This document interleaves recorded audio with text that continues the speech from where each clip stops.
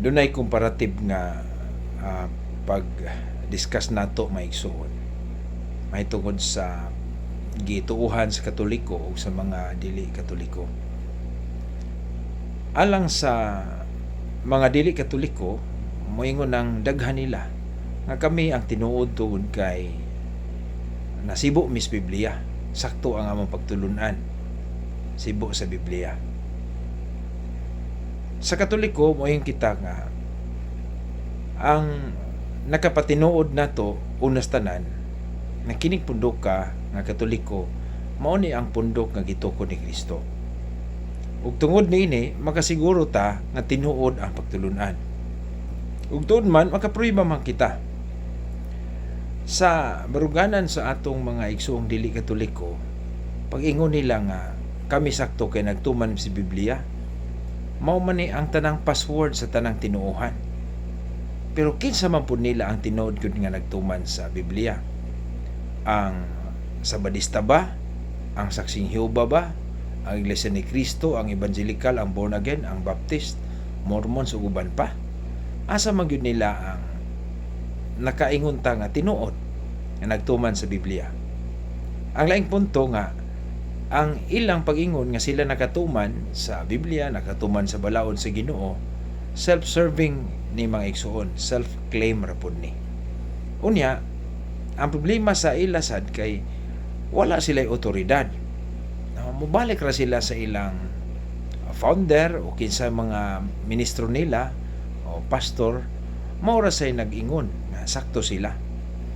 Lahi man ang sa Simbahang Katoliko, ngano man tungod kay do na magutay apostolic succession. Unsa man ning apostolic succession mga kaigsuonan? Kanang walay bugto nga pagdumala, sumpay nga pagdumala, kutay ba? Walay pagkabugto. So doon na gyud tay historical record gikan sa atong panahon karon na ma-trace back na to the time of the apostles. Apostolikanhon mo na nga kining kamatuoran dili ni makita sa uban.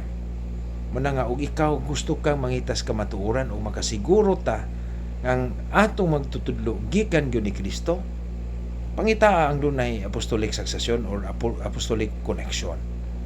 So ang Simbahang Katoliko ni claim dili tungod kay claim ra, tungod kay tanang historians makapamatuod ni ana mana nga mo ni nakalahi.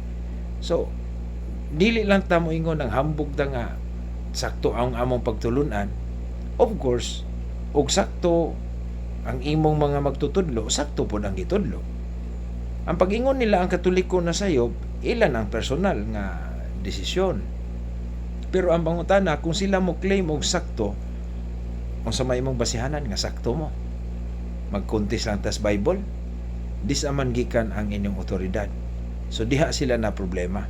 Kasi Kristo nagtukod man gyud og grupos mga tao, samas mga apostoles, ug ang ilang sumusunod.